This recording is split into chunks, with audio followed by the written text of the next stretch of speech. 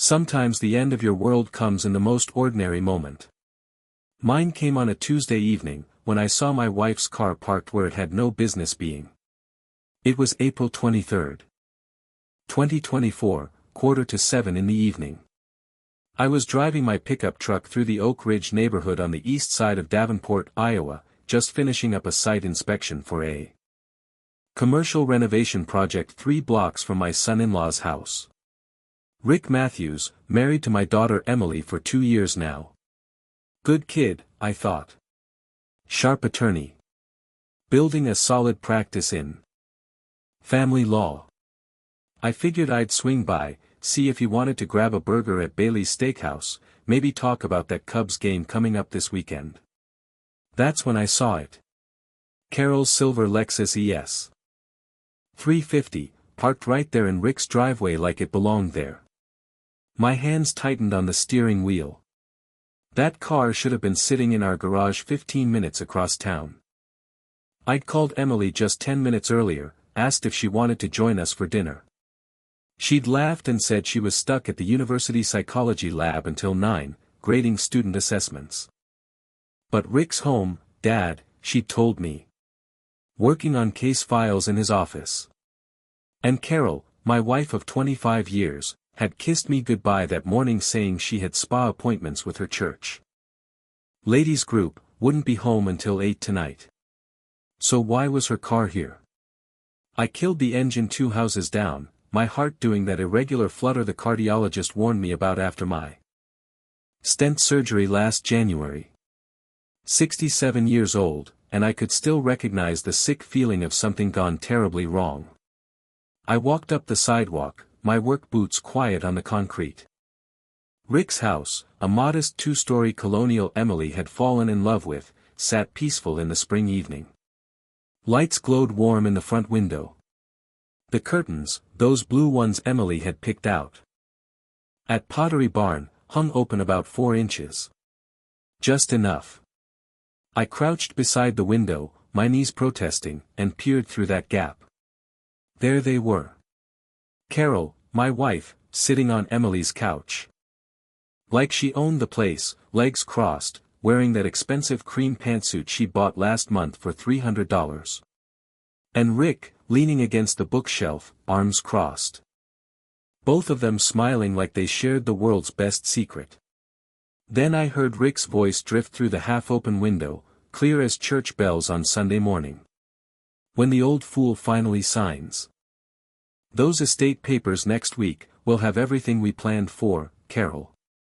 $20 million, split clean down the middle. My whole body went cold. My hands started shaking so bad I nearly dropped my phone, but I managed to pull it from my jacket pocket, managed to find the voice recorder app, managed to hit that red button. Carol's laughter came next, that sound I'd loved for a quarter century, now turned to poison. 25 years of pretending to love that man, Rick. 25 years of nodding through his boring construction stories, smiling at his terrible jokes. Playing the devoted wife while he built his little empire. And now, finally, we cash out. I pressed myself against the brick wall, the phone clutched in my trembling hand, recording every word of my own destruction. That's when the twig snapped under my boot, loud as a gunshot in the quiet neighborhood. Inside, both of them froze. Carol's head whipped toward the window. Rick's eyes narrowed. His lawyer instincts kicking in. Did you hear something? Carol's voice carried a sharp edge of panic. I held my breath, pressed flat against the wall, my heart hammering against my ribs hard enough to hurt, wondering if 25 years of marriage was about to end with me caught outside my son-in-law's window, holding evidence that would destroy everything I thought I knew about my life. Probably just the neighbor's cat, Rick's voice came through the window, casual and unconcerned. You're paranoid, Carol. Relax.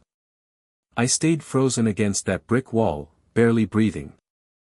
My phone still recording in my shaking hand. The April evening felt suddenly cold, despite my heavy work jacket. Through the window gap, I watched Carol settle back into the couch, her shoulders Relaxing. Can you blame me for being nervous? She said. If Alan discovered this before we're ready, before he signs those estate papers. He won't. Rick moved to the coffee table. Picked up a thick manila folder. The man couldn't spot a conspiracy if it wore a neon sign and danced in front of him. Look at this, Carol. 6 months of documentation. Every bank statement. Every property deed, every business valuation for Cole Construction.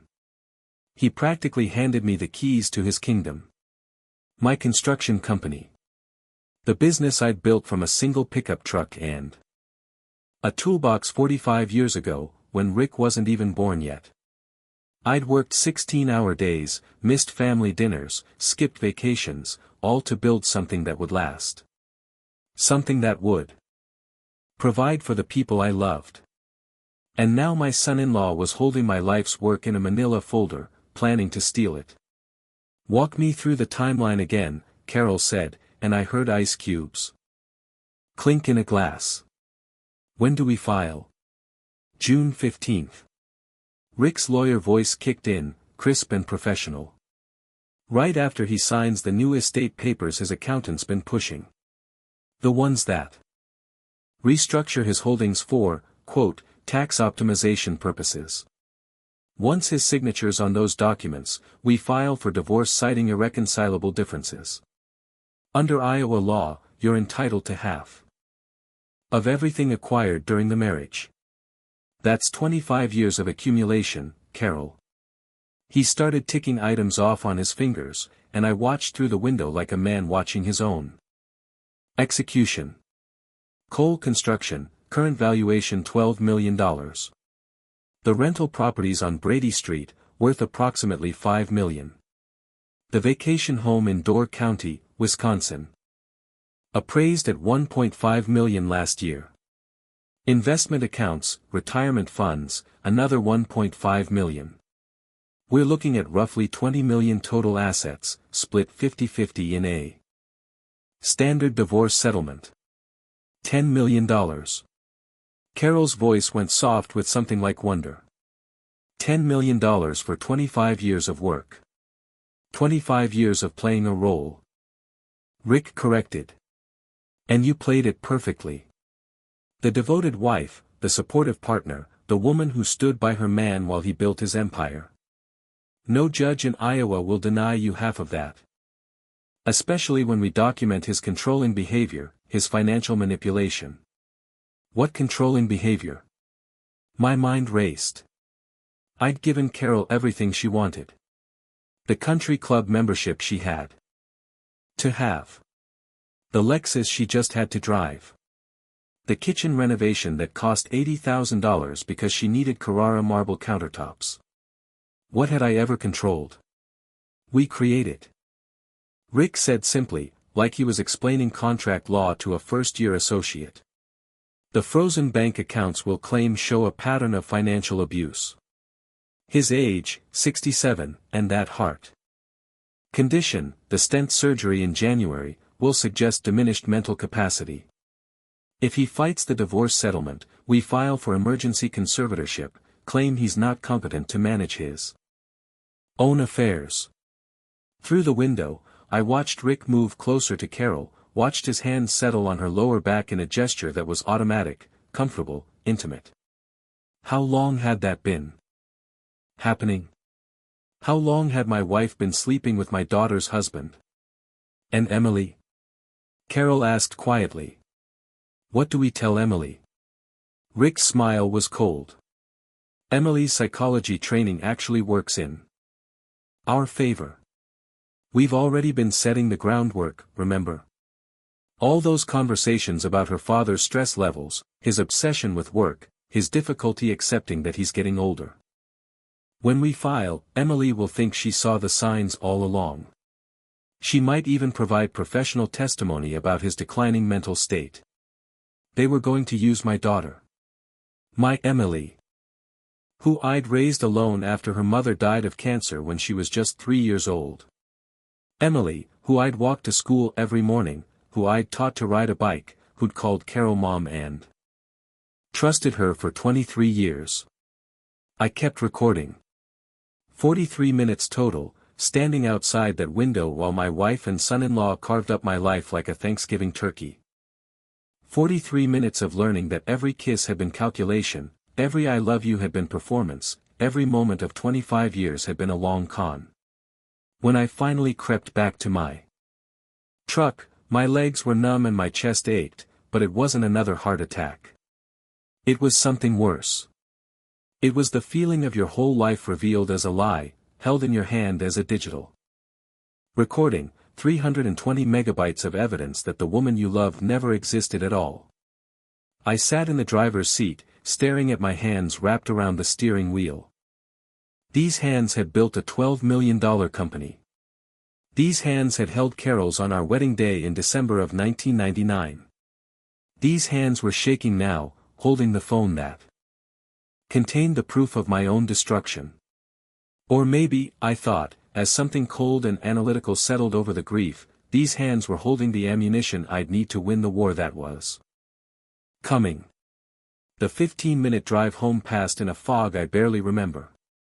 My Honda pickup found its way back to our house on Maple Ridge Drive like it had a mind of its own, past the manicured lawns and the fountain Carol had insisted we install for our 20th anniversary. $5,000 for water to spray in circles. I'd thought it made her happy. I pulled into our circular driveway. At 7:50 p.m.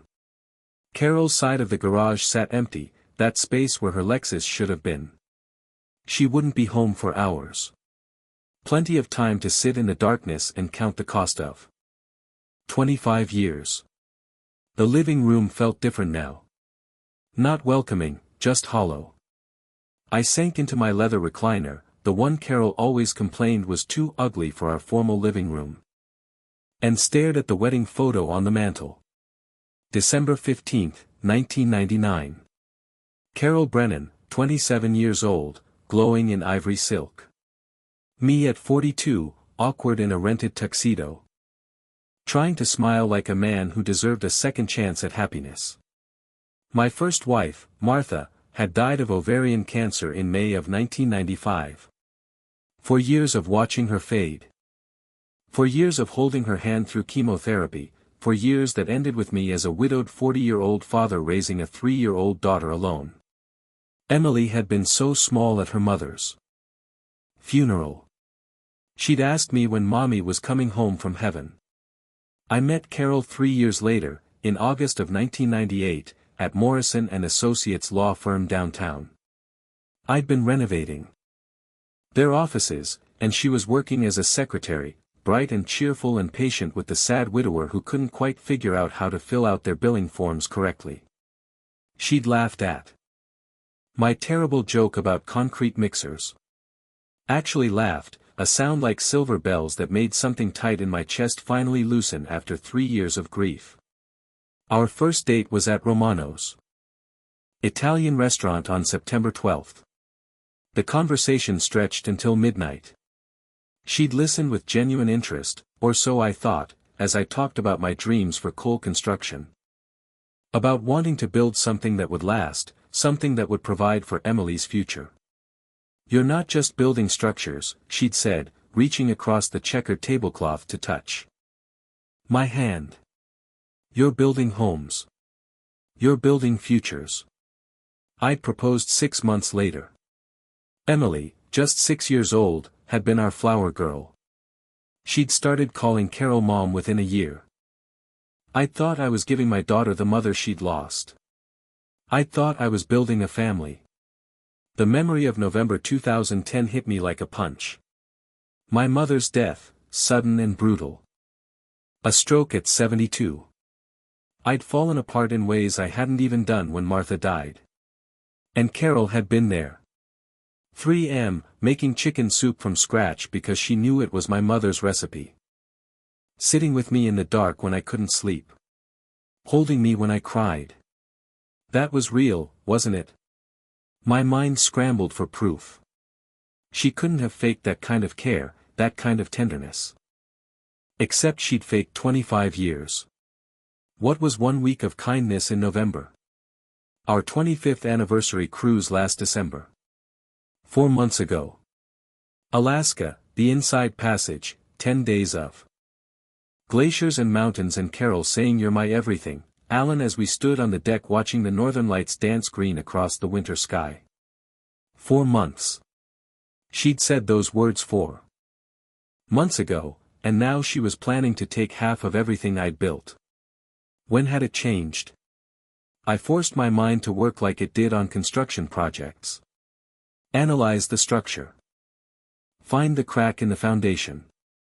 2020. Spring of 2020. The Morrison Municipal Center contract, $50 million over 3 years, the largest project coal construction had ever landed. I'd come home that April evening expecting celebration. Instead, Carol had been sitting at our kitchen table with a real estate magazine and a calculator, already spending money we hadn't earned yet. From 2020 to 2024, 4 years of gradual shift. Separate bedrooms because of my snoring, though she'd never complained about snoring in 21 years of marriage. Expensive purchases justified because other wives had better things. Lunches at the country club that lasted 3 hours. Evenings when she came home with makeup slightly smudged. Blaming allergies. And Rick. The friendship had intensified after Emily's wedding in September 2023. Suddenly Carol was fascinated by legal proceedings, asking hypothetical questions. About divorce law for a friend who might need advice. How many of those conversations had been reconnaissance missions? Headlights swept across our front window at 11:07 p.m. Carol's Lexus pulled into the garage.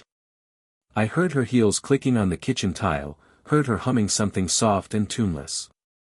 Honey. Her voice carried through the house, artificially bright. I'm home. Sorry I'm so late, the spa ran longer than expected. I looked at my wife of 25 years standing in our living room doorway, her makeup slightly smudged, her smile perfectly practiced, and I had to do the hardest thing I'd ever done in 67 years of living. I had to act like I didn't know. How was your evening?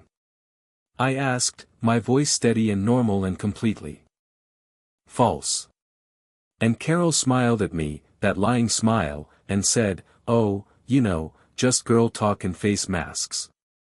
Nothing exciting. Nothing exciting. Just the systematic planning of my destruction. I smiled back. Wednesday morning, I woke up at 5:30 am like I had for 45 years, made coffee, and went to war. The thing about building a $12 million construction company. From nothing is you learn to think strategically. You learn that emotion loses projects, but planning wins them. You learn that the best defense is overwhelming, methodical offense. By 6 am. I was in my home office with the door locked, surrounded by file cabinets containing 35 years of business records and 25 years of marriage documents. Carol thought she and Rick had been documenting my assets for months. They had no idea what real documentation looked like. My first call went to Marcus Webb, my accountant for 18 years, at 7:15 am. Marcus. I need asset protection consultation, I said without preamble. We've got a family situation developing. There was a pause. Marcus had handled enough divorces for my crew supervisors to read between those lines. How serious are we talking, Alan? Serious enough that I need everything buttoned down by Friday. Every account, every holding, every investment vehicle locked tighter than Fort Knox. Give me 2 hours, he said. By 9:30 am, Marcus called back with news that made me smile for the first time in 18 hours. Alan, those offshore accounts we set up in 2015 for tax optimization, the Cayman Island structures. Totally legal, fully documented with the IRS, but they're under a corporate umbrella that's not in your personal name. Anyone doing surface level asset search won't find them. How much is in those accounts, Marcus? 3.2 million, give or take. Your quarterly business profits have been feeding them for 9 years. $3.2 million that Carol and Rick didn't know existed. Suddenly their $20 million calculation was off by a significant margin. My second call went to Sarah Chen, forensic accountant, at 10 a.m. Sarah, I need a complete audit of my wife's spending patterns for the past 2 years. Credit cards, bank transfers, cash withdrawals, everything. Alan. That's going to show some things you might not want to see. I already know what I'm going to see, Sarah. I just need documentation that will hold up in court. Thursday morning, Sarah's report landed in my email at 8:14 a.m.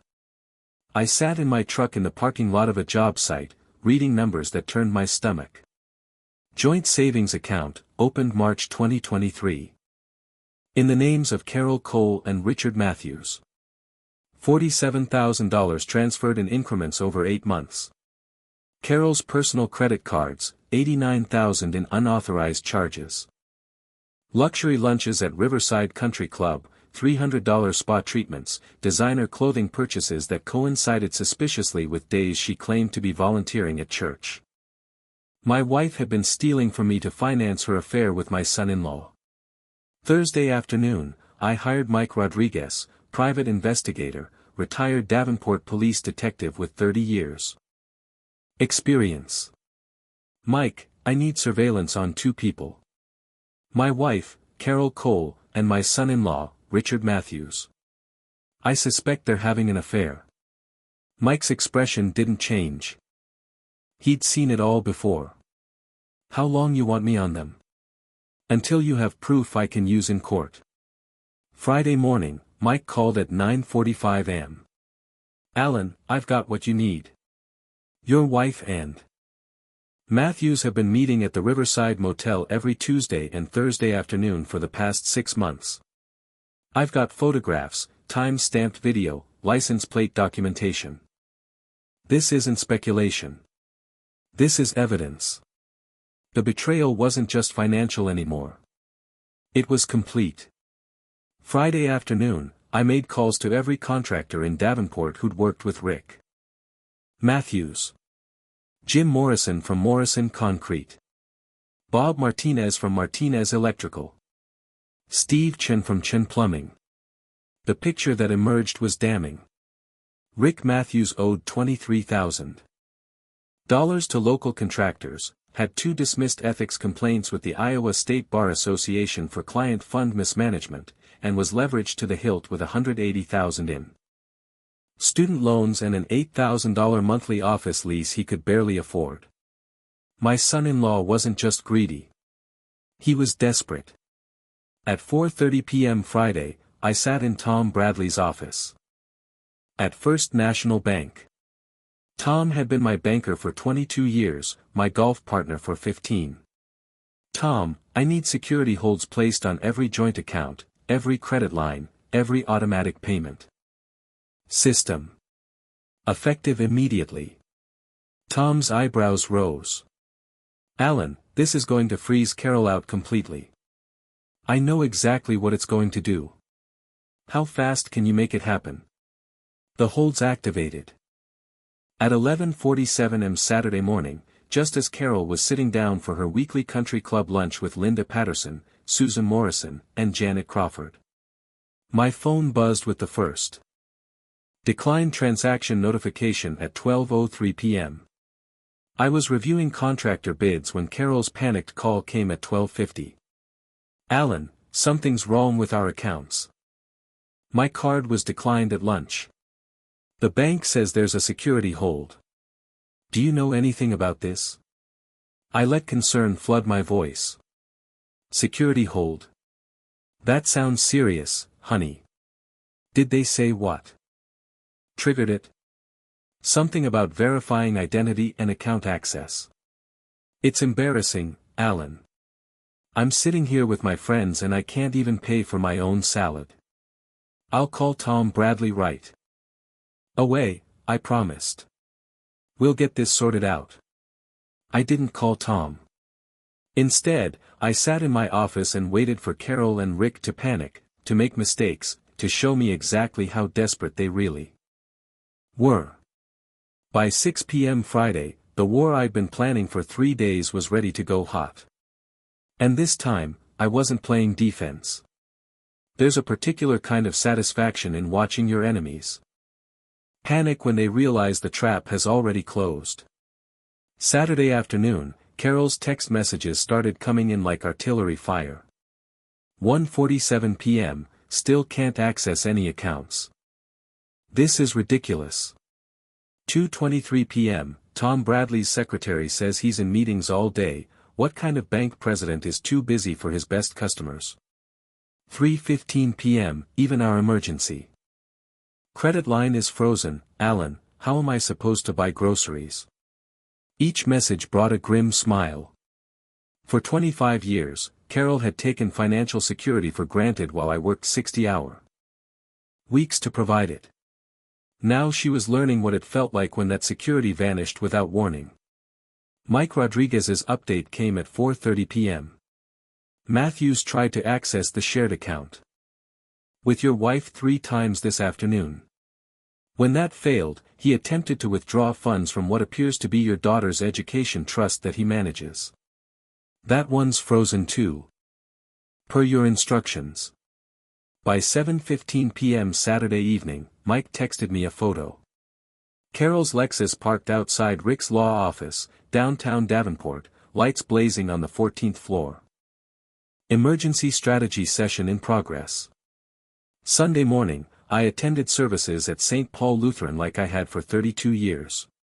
Pastor Williams shook my hand after the sermon, mentioned he'd heard I was going through a difficult time, offered to talk if I needed counsel.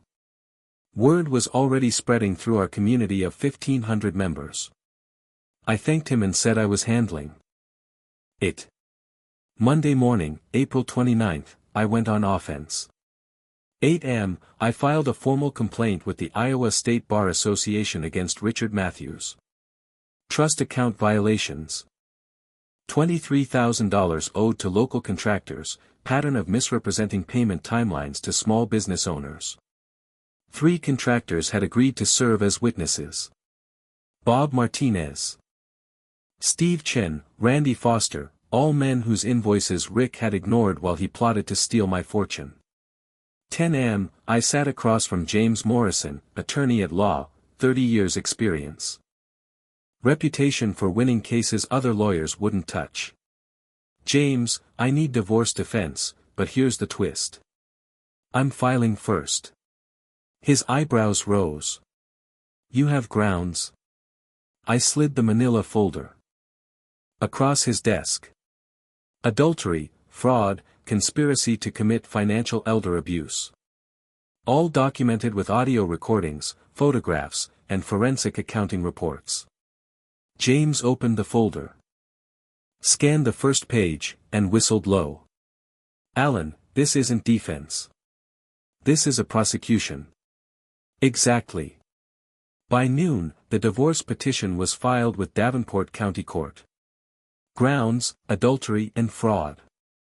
Relief sought, full dissolution with no spousal support, protection of all marital assets, recovery of funds illegally transferred. At 2 p.m., a process server knocked on our front door. Carol answered, still in her bathrobe, hair uncombed from a weekend of panic. Carol Brennan Cole. The server asked. Yes. You've been served. I watched from my truck parked across the street as Carol took the papers, her face draining of color as she read the first page. Watched her stumble back into the house. Watched her grab her phone with shaking hands. 30 seconds later. My phone buzzed with a message from Mike Rodriguez, monitoring Rick's office. Matthews just got a call. He's shouting. Exact quote, he filed first. How the hell did he file first?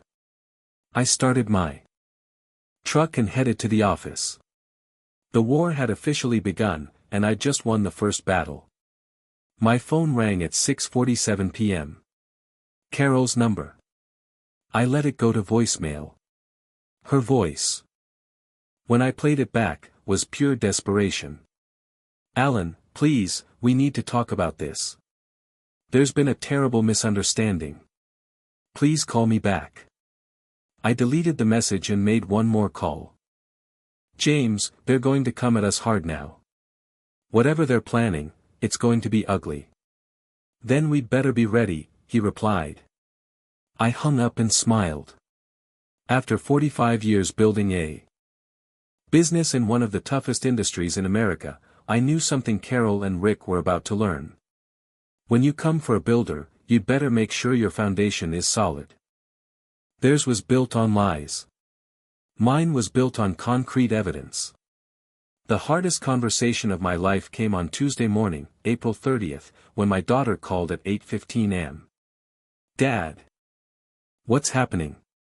Emily's voice carried confusion and hurt. Mom called me last night crying, said you filed for divorce. She says you're having some kind of breakdown, that you're not thinking clearly. I closed my eyes, sitting in my office surrounded by evidence that would destroy her world. Emily, can you come to my office? There's something you need to hear. She arrived 40 minutes later, professional despite the circumstances. My daughter had earned her doctorate in psychology at 24, opened her own practice at 25. She knew how to separate emotion from analysis. But this wasn't a patient. This was her family. Before I play this recording, I need you to know that I love you. And I'm sorry. I pressed play. For 10 minutes, Emily sat perfectly still, listening to her mother mock 25 years of marriage, listening to her husband calculate legal strategies for destroying her father, listening to them plan to use her psychology credentials as a weapon. When Carol's voice said, "Our daughter won't even question it if we frame it right," Emily's hands clenched once, then relaxed. Her psychologist training kicking in. The recording ended. Silence filled my office like a physical presence. How long have you known? She asked finally, her voice calm and clinical. 6 days. And you've been doing what? Building a defense strategy while pretending everything was normal. Something like that, sweetheart. Emily stood, walked to the window, stared out at the Davenport skyline for 30 seconds. I need 24 hours to process this professionally, she said. Then she turned to face me. But Dad, you need to know something. Last week, before you even filed, Mom asked me to sign a statement. What kind of statement? A professional psychological assessment declaring you mentally unfit to manage your own affairs.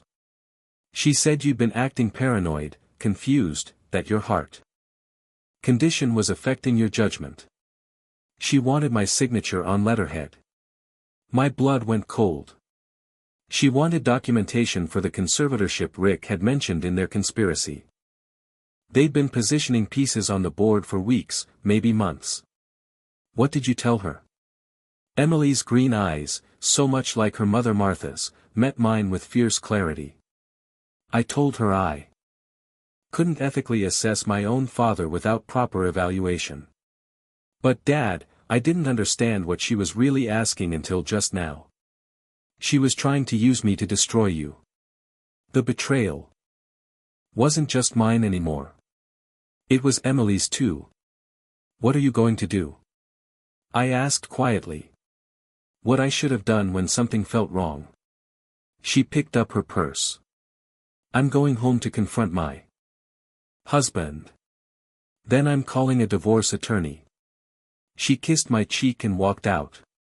24 hours later, Emily filed for separation from Richard Matthews, citing irreconcilable differences and irretrievable breakdown of trust. In small communities like Davenport, Iowa, reputation isn't just important. It's currency. And Carol's was about to become worthless. Wednesday morning, May 1st. Carol walked into the St. Paul Lutheran Women's Fellowship meeting like she had for 23 years. The room went quiet. 26 women, her friends and neighbors, suddenly fascinated by their coffee cups. Margaret Williams, the pastor's wife, spoke first. "Carol, we're praying for you during this, well, difficult time." Her tone could have frozen Lake Michigan in July. Linda Patterson, Carol's bridge partner for 15 years, cleared her throat. "Carol, the charity board met yesterday. We think it's best if you step down from your position. Given the circumstances." "What circumstances?" Carol's voice climbed with panic. "The ones being discussed all over Davenport, dear." Linda's smile held no warmth. "Adultery, fraud, conspiracy. Not really the image we want for the Children's Hospital fundraiser." By Thursday, Carol's country club membership was under review. Her volunteer position at the food bank, quietly terminated. Her book club, suddenly full with no space for additional members. In 72 hours, 25 years of social standing evaporated like morning dew. Thursday morning, May 2nd, the Iowa State Bar Association convened an emergency ethics hearing. Richard Matthews sat across from a panel of 3 attorneys, his expensive suit unable to hide the sweat beading on his forehead. Bob Martinez testified first. Matthews promised payment for electrical work 8 months ago. Kept saying next week, next week. My business almost went under waiting for that $7,400. Steve Chin went next. $9,200 owed since last October. Matthews told me the client hadn't paid him yet. Turns out the client settled 6 months ago. Where'd that money go? By noon, the panel had documentation showing $127,000 missing from client trust accounts. Money collected from clients, never distributed to contractors. Diverted instead to Rick's personal checking account to cover office rent and student loans. The panel chairman's voice was cold as granite. "Mr. Matthews, pending investigation. Your license to practice law in Iowa is suspended effective immediately." I stood across the street from the courthouse, watching Rick exit the building, his career in ruins. Our eyes met for 3 seconds. He saw me there, knew I'd orchestrated his professional destruction, and there wasn't a damn thing he could do about it. Friday afternoon, Carol sat in Linda Hawthorne's law office. Her last hope for salvaging anything from the wreckage. "I need an emergency restraining order," Carol pleaded. "Alan's abusing me financially, emotionally, he's always been controlling." Linda Hawthorne, 60 years old and meaner than a snake when she wanted to be, looked over her reading glasses. "Mrs. Cole, your husband filed first with documented evidence of adultery and fraud. What counter evidence do you have?"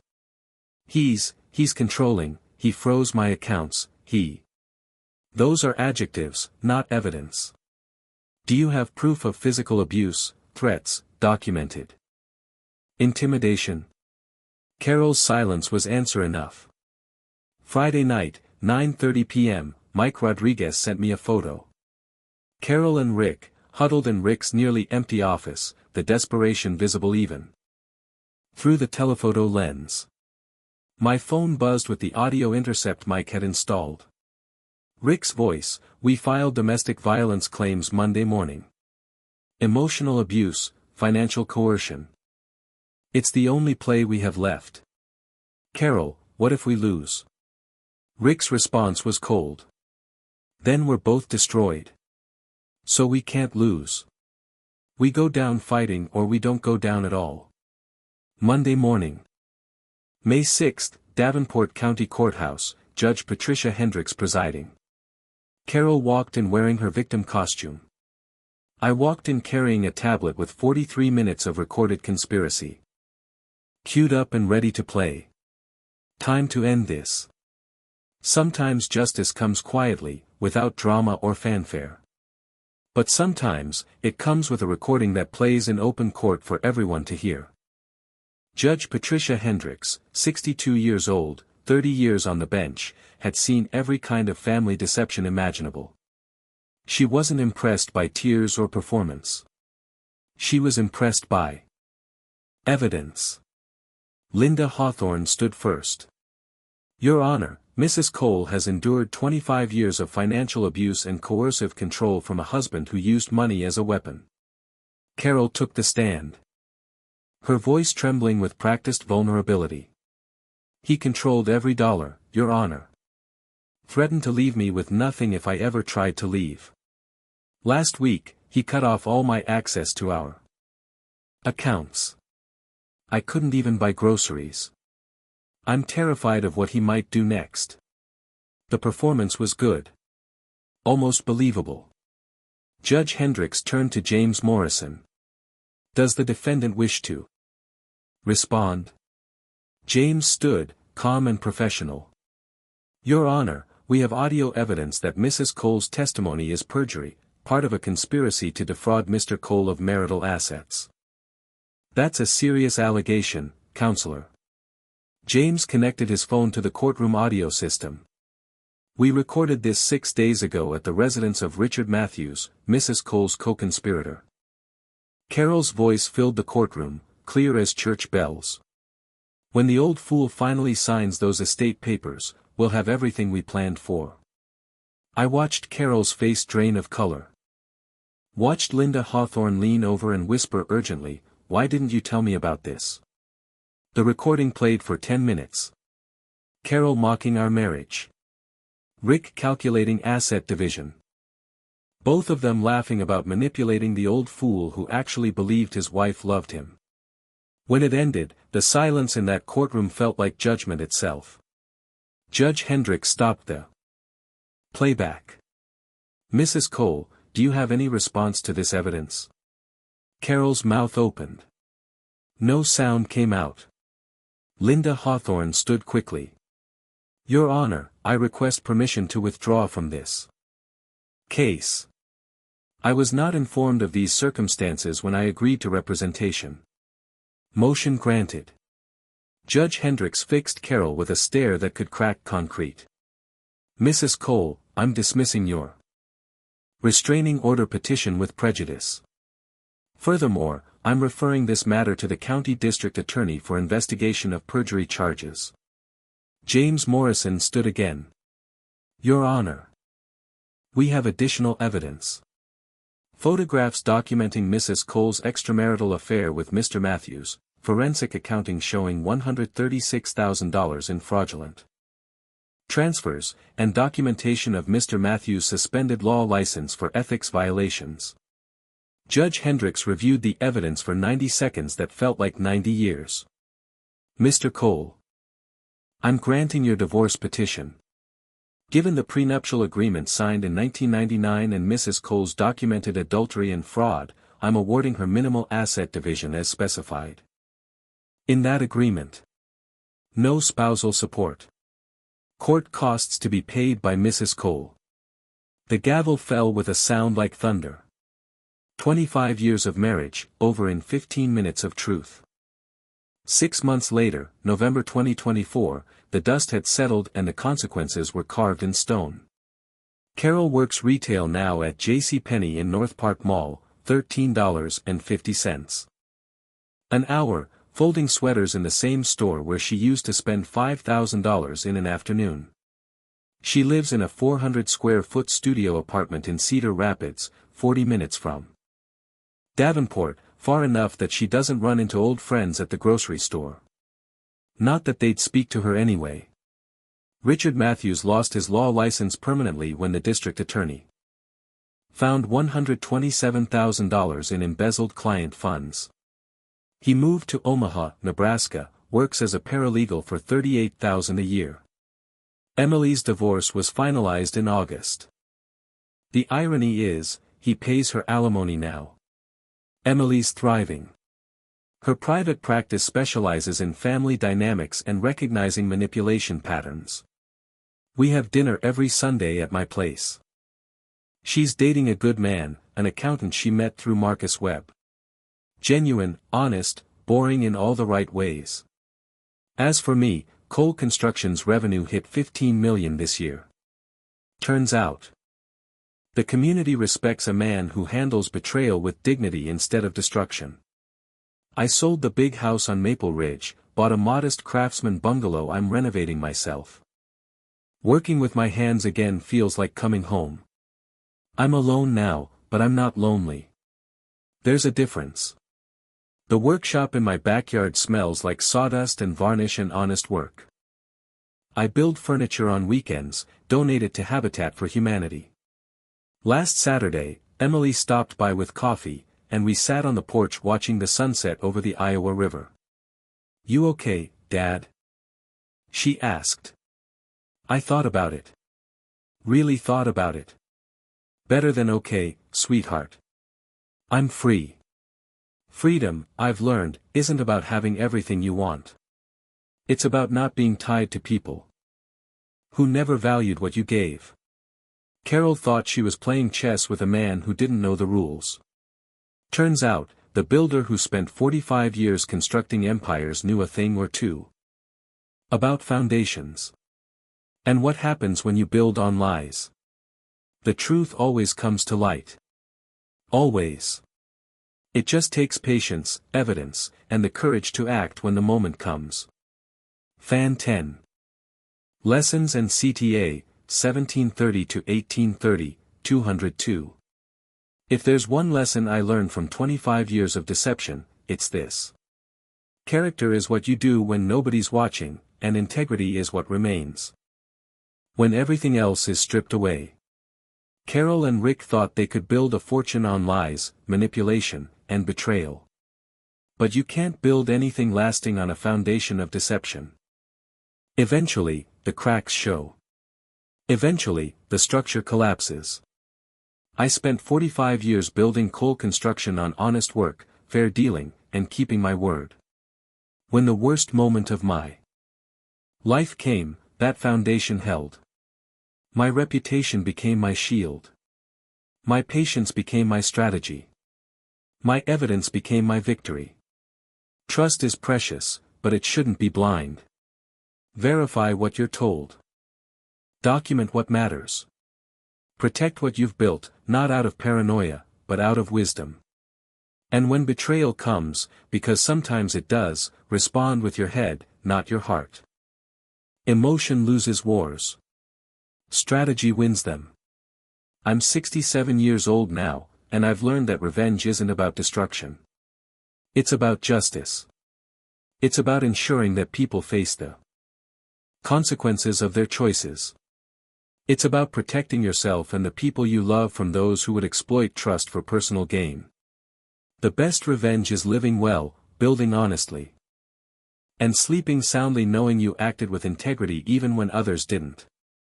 If this story resonated with you, do me a favor.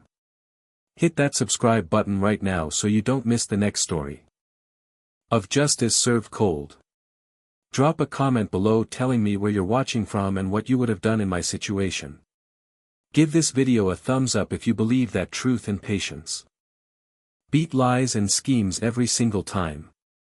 And if you know someone who needs to hear this story, someone dealing with betrayal or deception, share this video with them. Sometimes people need to know they're not alone, and that justice is possible if you're willing to fight smart instead of fighting angry. There's another story waiting for you right now. Click that video on your screen to hear what happened when a man discovered his brother had been stealing from the family business for 12 years. Trust me, you won't believe how that one ends. I'm Alan Cole, and this is my revenge story. Thanks for listening. Now go build something honest.